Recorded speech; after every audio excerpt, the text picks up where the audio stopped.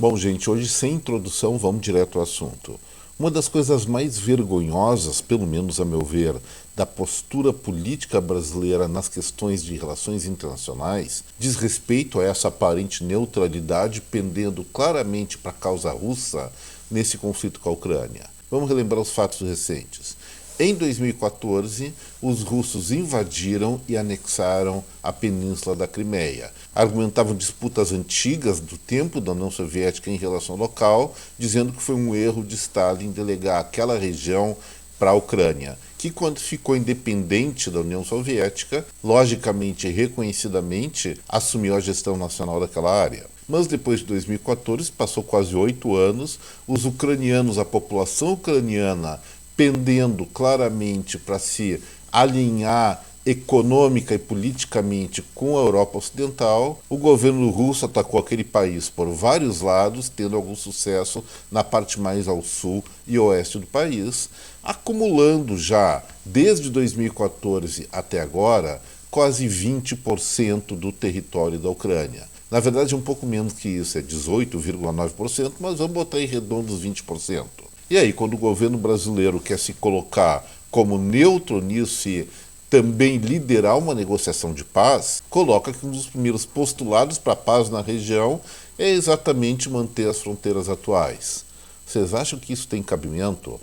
Vladimir Putin até fez alguma justificativa algumas semanas atrás, mostrando um mapa da região do século XVII que não incluía a Ucrânia como país. Só que no mapa que ele mostra incluía sim a Ucrânia. E dizia que aquelas regiões eram russas, toda aquela conversa, a maioria russa, era uma questão histórica de 4 séculos atrás. Bom, algumas pessoas até que no Brasil atribuem lógica, atribuem procedência aos russos por usar tal justificativa. Mas vamos pensar o seguinte, será que essa justificativa se aplica ao Brasil? E é sobre isso que eu quero brincar com vocês um pouco hoje. Meu nome é Eduardo Starosta e esse é o canal Fora de Curva. Então vamos dar uma olhada no Brasil e fazer alguns recuerdos históricos da formação do nosso país. Olha, aqui eu estou mostrando para vocês a América do Sul de acordo com a conformação geopolítica que ela tem hoje. Mapa do Brasil, ao redor tem Uruguai, tem Argentina, Paraguai, Bolívia, Peru, Colômbia e Venezuela. Vamos lembrar um pouco de história. Lá nos tempos da colônia, ainda na pré-colonização do continente, existia um tratado entre Portugal e Espanha chamado Tratado de Tordesilhas, que dividia o continente de norte a sul.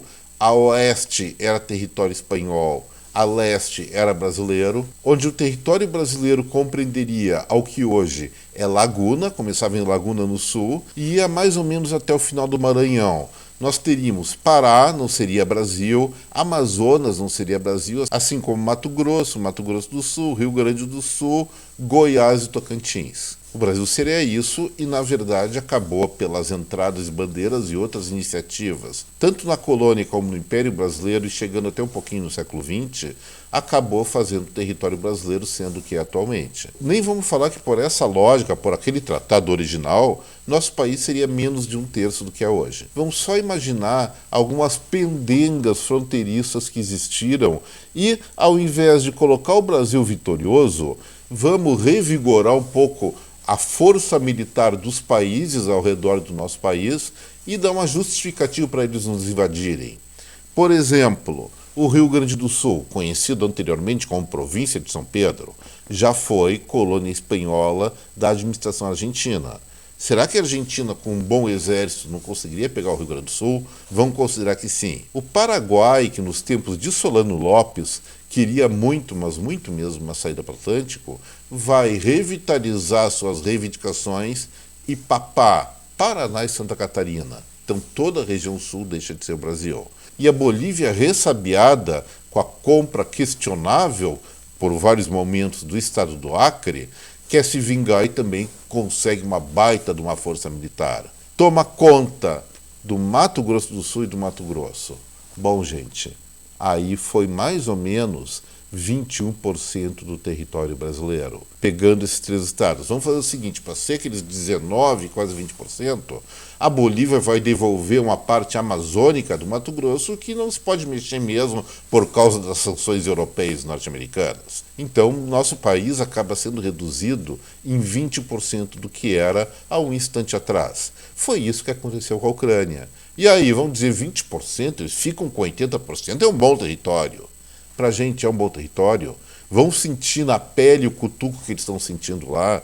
Evidentemente isso seria inaceitável. E mais inaceitável ainda, dentro da ótica agora do século XXI, seria países com os quais o Brasil mantém históricas relações diplomáticas, dizer alguma coisa assim: ah, não, eu estou neutro, vocês se resolvam, vão fazer um acordo de paz, mas para acordo de paz vocês, Brasil, vão ter que ceder um pouco, porque vocês estão brigando também, e deixar o território conquistado por esses vizinhos coitadinhos de posse deles. Seria aceitável isso, pessoal?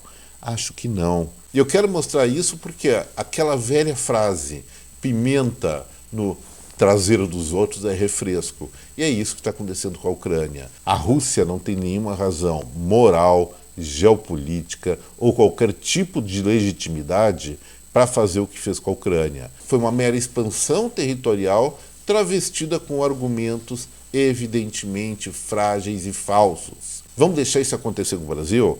Lógico que não. E será que internacionalmente nós teríamos moral para protestar em relação a uma eventualidade de um ataque desses, que Deus queira não vai acontecer, mas não se sabe, na história tudo é impossível, e nesse eventual futuro, vamos imaginar numa outra dimensão, será que nós teríamos alguma legitimidade moral ou força diplomática para pedir auxílio para aqueles países atualmente aliados da Ucrânia, mais notadamente a OTAN? Provavelmente não, gente. Então, se nós preservamos o território brasileiro, se nós preservamos a integridade do nosso país, nós temos que ser lógicos. Em certos momentos, a tradição diplomática brasileira de neutralidade não pode vigorar. Ela é boa em certos momentos, mas quando tem um ataque tão escrachado como esse que aconteceu na Ucrânia, e ainda com a Rússia ameaçando Moldávia, não podemos realmente, lembrando os dizeres dos Jedis do Steven Spielberg, ficar do lado negro da força, ficar do lado errado da força. Gente, o que eu queria comentar com vocês por hoje era isso. É um pouquinho fora de curva que eu estou falando, mas eu queria dar uma visão um pouco alternativa sobre o que está acontecendo lá no Oeste Europeu e pressionar, sim, governo federal a mudar essa postura. Não devemos, não podemos, pelo menos, ficar do lado das autocracias, das ditaduras, do lado moralmente errado. Se você gostou desse conteúdo, eu peço, deixe seu like, compartilhe esse vídeo com essa rede de contatos e, por favor, quem não é inscrito, seja muito bem-vindo aqui no Fora de Curva. Por hoje era isso então, pessoal. Um forte abraço a cada um de vocês. Até breve. Tchau.